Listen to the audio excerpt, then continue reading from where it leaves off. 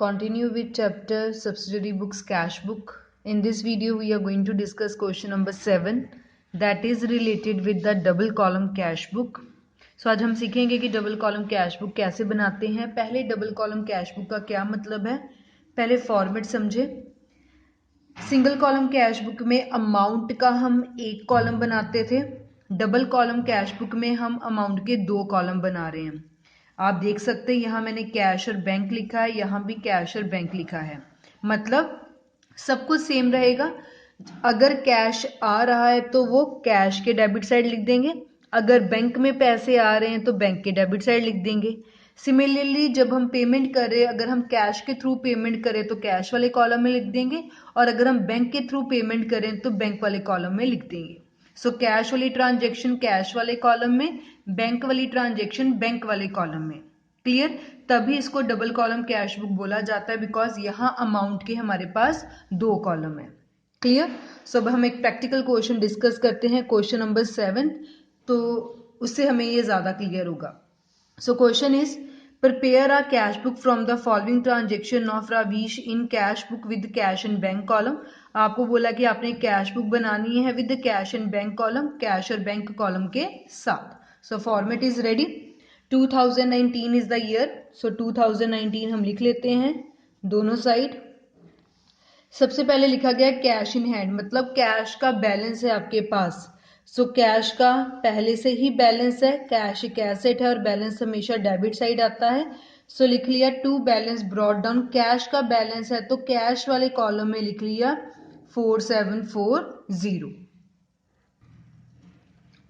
Then it is 1 January cash at bank, मतलब हमारा कुछ पैसा बैंक में भी जमा है तो हमें बैंक का बैलेंस गिवन है। सो कैश का बैलेंस था, कैश के बैलेंस के नीचे लिख लिया, बैंक का जो बैलेंस होगा वो बैंक वाले कॉलम के अंडर लिख लेंगे। लिखना हमने एक ही बार है, to balance brought down. Clear? दोनों के बैलेंसेस डेबिट साइड डाल दिए क्योंकि दोनों ही हमारे लिए एसेट है और एसेट का बैलेंस डेबिट साइड आता है। Then transaction number 3, received from B Chaturvedi and allowed him discount. हमने रिसीव किया है बी चतुर्वेदी से। रिसीव्ड करने का मतलब हमारे पास पैसे आ गए, जब पैसे हम रिसीव करें तो रिसिप्ट साइड आएंगे। सो 3 जनवरी को हमें पैसे मिल गए, किसने हमें पैसे दिए? बी चतुर्वेदी ने। सो यहाँ लिख लिया टू बी चतुर्वेदी। कुछ ना गिवन हो तो मतलब कैश मिला है। अब हमें जो कैश मिल रहा है अमाउंट वाले कॉलम में सिर्फ कैश आएगा, यहाँ हमने डिस्काउंट वाला कॉलम नहीं बनाया, मतलब डिस्काउंट का हमारे साथ कोई लिंक नहीं है। हमें सिंपल जितना कैश आ रहा है हम सिर्फ उतना ही दिखाएंगे। सो कैश हमें मिल गया 1180। सो कैश वाले कॉलम में लिख दिया। देन 3 जनवरी कैश सेल्स, आपने सेल्स किए हैं और आपको कैश मिला, फिर अगेन हमारे पास कैश आ रहा है। 3 जनवरी सेल्स की है टू सेल्स अकाउंट और कैश हमारे पास आ रहा है 2680, कैश वाले कॉलम में लिख दिया। Then 5 January paid for travelling expense, paid किया है मतलब पेमेंट हुई है तो पेमेंट साइड लिखेंगे। अब हम कैश पे कर रहे हैं अगर कुछ भी ना गिवन हो। So 5 January by travelling expenses account, cash pay कर रहे हैं तो कैश वाले कॉलम में हमने लिख लिया 400। देन 7 जनवरी कैश परचेजेस, हमने कैश परचेज किया है। सो जब परचेजेस करते हैं तो पेमेंट ही होती है। सो बाय परचेजेस, कैश वाले कॉलम में हमने लिख लिया 1200। ट्रांजैक्शन थी 7 जनवरी की। हाँ जी ठीक है। Then 8 January paid to Anil Kumar by cheque, Anil Kumar को हमने पेमेंट की चेक के थ्रू, तो चेक को हम बैंक में ही रिप्रेजेंट करते हैं। सो पेमेंट की है, पेड है तो पेमेंट साइड आएगा। किसको पेमेंट की है हमने? अनिल कुमार को, बाय अनिल कुमार 8 जनवरी। अब चेक के थ्रू कर रहे हैं तो बैंक वाले कॉलम में लिख देंगे 600। हाँ जी ठीक। देन स्टेशनरी परचेज्ड, कुछ नहीं लिखा, स्टेशनरी खरीदा है मतलब कैश के थ्रू पेमेंट हुई होगी। सो बाय स्टेशनरी अकाउंट लिख लिया 120, 9 जनवरी की ट्रांजैक्शन है, कैश वाले कॉलम में पेमेंट कर दी। रेंट पेड इन कैश, आपने रेंट पे किया है 11 जनवरी, बाय रेंट कैश में पेमेंट हुई है। सो कैश वाले कॉलम में लिख लिया 1000। Then withdraw from bank for office use, that is very important. अब डबल कॉलम कैश बुक में न्यू कॉन्सेप्ट क्या है कि हम यहाँ कॉन्ट्रा एंट्री पढ़ते हैं। सो आपके लिए एक बात समझनी बहुत ज़रूरी है, कॉन्ट्रा एंट्री। कॉन्ट्रा एंट्री को हम कैपिटल सी के साथ रिप्रेजेंट करते हैं। कॉन्ट्रा एंट्री का मतलब क्या होता है? कॉन्ट्रा एंट्री वो वाली एंट्री होती है जिसमें कैश और जो बैंक है साइमल्टेनियसली एक ही ट्रांजैक्शन में कैश और बैंक इकट्ठे आते हैं। जिस ट्रांजैक्शन में कैश और बैंक इकट्ठे आएंगे वो कॉन्ट्रा एंट्री बन जाती है। अब एग्जाम्पल के साथ इसको समझते हैं। इस ट्रांजैक्शन के साथ withdraw from office bank for office use, आपने बैंक से पैसे विड्रॉ किए हैं ऑफिस के यूज के लिए, तो इसकी जर्नल एंट्री क्या होगी? कैश हमारे पास आ गया और बैंक इज अ गिवर, ये एंट्री बन गई जर्नल एंट्री। अगर इस एंट्री की तरफ ध्यान दे, कैश और बैंक दोनों इकट्ठे आ रहे हैं, तो मतलब ये कौन सी एंट्री है? Contra entry. पहली बात तो ये। अब हमारे पास कैश आ रहा है और हमारे बैंक से हमने विड्रॉ करवाया, तो हमारा बैंक का बैलेंस कम हो रहा है और हमारे पास कैश इंक्रीज हो रहा है। सो डबल कॉलम कैश बुक में हम कैश और बैंक दोनों के कॉलम बना रहे हैं, मतलब इस कॉन्ट्रा एंट्री का जो इफेक्ट है वो दोनों साइड आएगा। हाँ जी, ठीक है। सो इसको हम कैसे नोट करेंगे? देखो, अब हमने किया, हमने बैंक से पैसा विड्रॉ किया है, cash account debit to bank account. अब हमारे पास कैश आ रहा है। जब कैश आ रहा है तो कैश, जैसे हम लेजर बनाते थे, कैश डेबिट है तो कैश के डेबिट में पैसे डाल दो, बैंक क्रेडिट है तो बैंक के क्रेडिट में पैसे डाल दो। क्लियर है? कॉन्ट्रा एंट्री है तो लेजर फोलियो वाले कॉलम में लिख लो सी। क्लियर? इसके बाद यहां हमने कैश में बैंक डाला है, तो यहां रिवर्स कैसे लिखेंगे? कैश डेबिट था, कैश के डेबिट में डाल दिया। लिखना क्या होता है? रिवर्स। तो यहां लिख लिया टू बैंक अकाउंट और यहां लिख लिया बाय कैश अकाउंट। अब दोबारा से अगर समझे तो रिसिप्ट वाली साइड क्या होती है कि जब हमारे पास पैसे इंक्रीज होते हैं। अब हमने क्या बोला कि हमने बैंक से पैसे विड्रॉ कराए तो हमारे पास कैश बढ़ गया, हमने कैश बढ़ने की एंट्री डाल दी।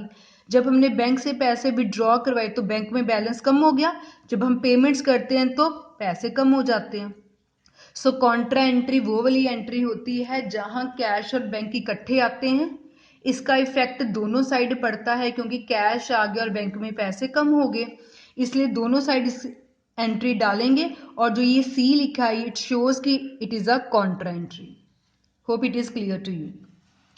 Moving to next, 13 January. ये ट्रांजेक्शन हमारी 12 जनवरी की थी, सो 12 जन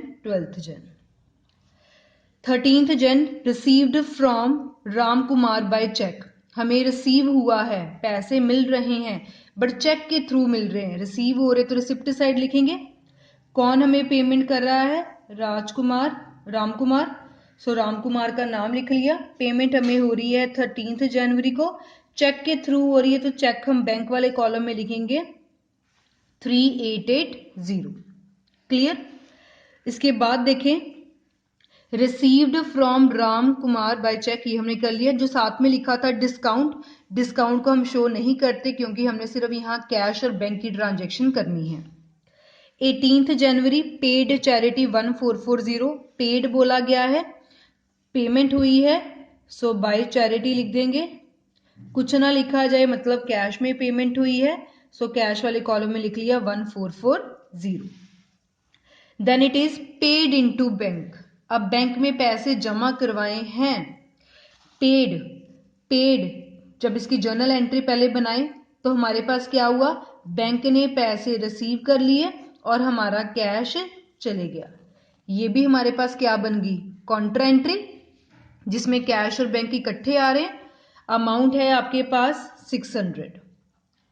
सो बैंक में पैसे हमने जमा कराए, बैंक का बैलेंस बढ़ गया, बैंक डेबिट है तो बैंक के डेबिट में डाल देंगे, कैश क्रेडिट है तो कैश के क्रेडिट में डाल दिया। कॉन्ट्रा एंट्री है तो सीसी लिख दिया। यहाँ कैश में डाला है तो यहाँ लिखेंगे बाय बैंक अकाउंट 31 जनवरी। यहाँ 31 January to cash account. Clear? So contra entry का इफेक्ट दोनों साइड आता है, हमने दोनों साइड शो कर दिया। एक बारी दोबारा देख ले, लास्ट वाली एंट्री है कि आपने जो है बैंक में पैसे जमा करवाए हैं। सो जब बैंक में पैसे जमा हुए तो बैंक का बैलेंस बढ़ गया और कैश का बैलेंस कम हो गया। बैंक डेबिट था इसलिए बैंक के डेबिट में पैसे डाल दिए, लिखा क्या जो रिवर्स में था कैश। कैश क्रेडिट था, कैश के क्रेडिट में पैसे डाल दिए, लिखा क्या जो डेबिट में था रिवर्स में था बैंक।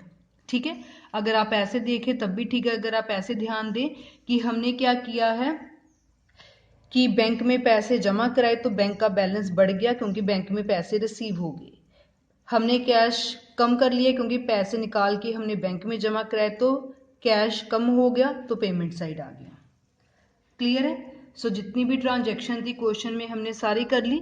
लास्ट में सिर्फ हम टोटल करते हैं। सो टोटल कर लेंगे। कैश, पहले कैश को कैश के साथ देखते हैं। कैश के अगर हम डेबिट साइड प्लस करें सभी को तो ये हमारे पास आता है 9000, और जब क्रेडिट साइड को प्लस करें सभी को तो ये हमारे पास आता है 4760। तो क्रेडिट साइड बैलेंस कम आ रहा है।